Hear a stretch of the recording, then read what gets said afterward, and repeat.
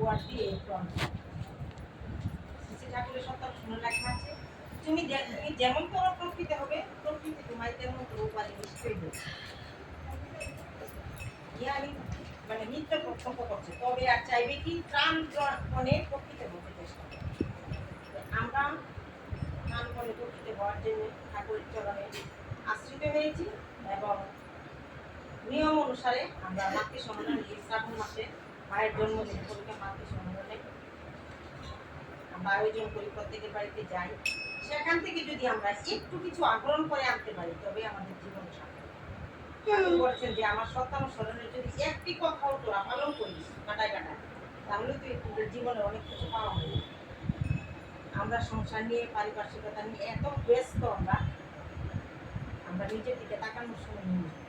আর নিজের দিকে তাকানো দূরের কথা, ঠাকুরকে নিয়ে আমরা কোনো রকম নিয়মের মধ্যে গিয়ে একটু ঠাকুরের পুজো দিই, কিন্তু আমরা করি আমরা নিজেরা।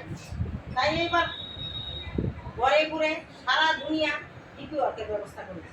কেন ডিপি ওয়ার্কের ব্যবস্থা করেছে?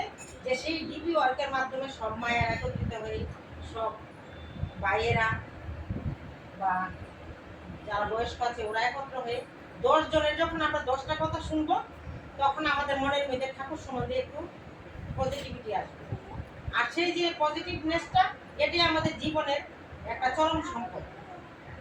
তাই ঠাকুর বলেছেন যে কুঅভ্যাসে কুপ্রকৃতি, সুঅভ্যাসে সু। কুপ্রকৃতি কু এইটাকে আর শুভ এইটাকে সু।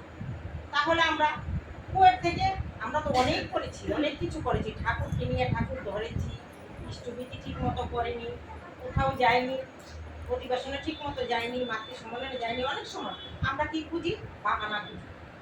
সত্যি কথা আমিই খুঁজি। খুঁজি বলতে সারাদিনের কাজের পরে একটু ক্লান্ত হয়ে যায়, মনে করি যাবো না, কিন্তু মনে মনে কিন্তু আমরা বুঝি যে আমরা পাপ করছি। আর আমাদের বয়স্করাও বলতো যে জেনে পাপের মুক্তি নেই, কিন্তু আমরা জেনে জেনেই পাপটা করছি।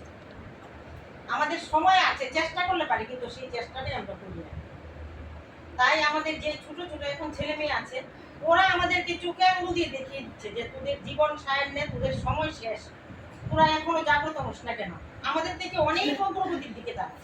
তাই আমরা এখন থেকে চেষ্টা করবো যে মাতৃ সম্মেলনে আসি, মাতৃ সম্মেলনে আসাটা বড় কথা। আমাদের ছেলে মেয়ে, সন্তান সন্ততি বা ভবিষ্যৎ প্রজন্ম, নাতি নাতক, তাদেরকে যাতে আমরা ঠাকুরের দিকে আরো এগিয়ে দিতে পারি, আমাদের মনে মনে এখন সে এই প্রতিজ্ঞাটা থাকে যে ওরাও যাতে আমাদেরকে টপকিয়ে ঠাকুরের কথা শুধু বলতে পারে। ঠাকুর ছাড়া এই জগতে আর কোনো কিছু নেই। ঠাকুর প্রত্যেকটি ধূলিকণাতে আছে, সব কিছুতে আছে। আমরা মাতৃ সম্মেলনে আসি, সব কিছুতে আসি। অনেকে আমরা কিন্তু প্রার্থনাটাও ঠিক মতো জানি না, জানি ঠিক, কিন্তু উচ্চারণগুলি ভুল হয়। আমরা গান গাই, গানের মধ্যে অনেক উচ্চারণ ভুল হয়। সুন্দর কথাটাকে, সুন্দর স্পষ্ট কথাটাকে আমরা বিকৃতি করে দিই। আর এই বিকৃতি কথাটা আমরা কিন্তু এখন হাতে হাতে মোবাইল আছে, আমরা নেট সার্চ করে জানতে পারি যে অনেকগুলি ওয়ার্ড আছে, এগুলি আমরা ভুল বলি। এই ভুলের অর্থ কিন্তু আরেকটা হয়। আমরা পজিটিভ ভাবে চিন্তা করে এই শব্দটা ব্যবহার করি, কিন্তু সেই শব্দটা দেখা যায় নেগেটিভ হয়ে যাচ্ছে। তাই আমাদের উচ্চারণগুলি ঠাকুর সবার আগে বলেছে, আতে যত গান যত কিছু করো না কেন, সবগুলি যাতে সঠিক হয়। একটু বেচাল হলেই কিন্তু সবকিছু শেষ। তাই আমরা গান গাই, সবকিছু করে। আর আমাদের গানের মধ্যে, প্রার্থনার মধ্যে ঠাকুর বলেছে তার অন্তর্নিহিত অর্থটা আমাদের মর্যাগত করতে হবে। যে অর্থটা কি, আমরা যে প্রার্থনা করি বারবার করো বিনতি রাধা স্বামী আগে, আমরা পড়লে সবকিছু বলে যাই, কিন্তু তার অর্থ কি? আমরা কিন্তু বইয়ে অর্থ আছে, তবুও কিন্তু আমরা উল্টিয়ে দেখি না। আমরা শুধু সন্তান মানে সেই প্রার্থনার কথাগুলি আমরা মুখস্থ করি, কিন্তু এই যে অর্থগুলি লেখা যে তুমি কই সমরথ নই যাচ্ছে মা গো দানা, এটার অর্থ কি আমরা অনেকে জানি না। আমিও হয়তো কোনোদিন জানতাম না, কিন্তু আমার ভিতরে যেহেতু মানে যে কিউরিয়াসিটি এসেছে যে না আমার অর্থগুলি জানতে হবে। আমি যে প্রার্থনা করছি, সেই প্রার্থনাগুলি তো আমার অন্তরস্থলে বসতে হবে। শুধু প্রার্থনা করে কি লাভ? যে যজন ছাড়া যাজন আর দুধ ছাড়া মাখন, প্রত্যেকটা জিনিস এরকম। আমি নিজে না জানলে আমরা অনেকে জানি। হ্যাঁ, তুমি কোন সমরথ নেই যাচ্ছে মা গুদানা, মানে ঠাকুরকে অর্থ বলেছে তোমার মতো, মানে তুমি ছাড়া আমার আর কোনো বান্ধব নাই, কোনো সমরথ নাই। হ্যাঁ, যাচ্ছে মানে হ্যাঁ আমার সমর্থ নাই, মানে তুমি কই সমরথ যাচ্ছে মানে যার কাছে আমি দানা বা আমার বাসস্থান, আমার শান্তি সুখ সবকিছু মানে আমি চাইমু বা মানবো।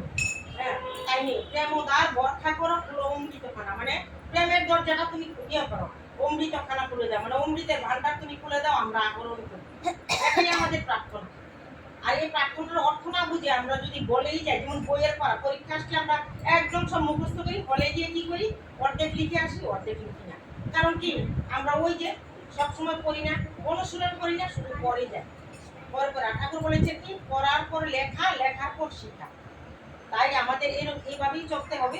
আমরা যদি করি, পরে করিয়ে দেখাই, তাহলে আমাদের ছেলে মেয়েরা করবে, আমাদের নাতনি নাতপর যা আছে, আমার পারিপার্শ্বিক দেখে, যেমন ঠাকুর বলেছেন যে ডালিম পাকলে আপনি ফেটে যায়, নিজের মানে প্রকাশ করতে পারে না। তো আমি যে অন্তরের সদ্ভাব যদি আমার পাকে, আপনিতেই দেখা যাবে, 10 জন আমাকে দেখে বলবে যেন তিনি ঠাকুর নিয়ে।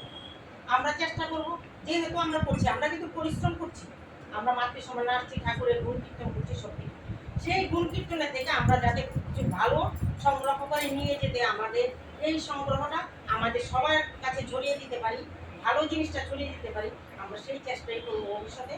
আমরা যতদিন বাঁচি ততদিন তাকে নিয়ে থাকবো, আর তার ভালোটুকু, তিনি যে ভালোটুকু বলেছেন সেই ভালোটুকু এখন থেকে গ্রহণ করবো, আর খারাপটুকু সব ছেড়ে দিব। এই আমাদের প্রার্থনা রেখে আমি আমার ক্ষুদ্র আলোচনা শেষ করছি।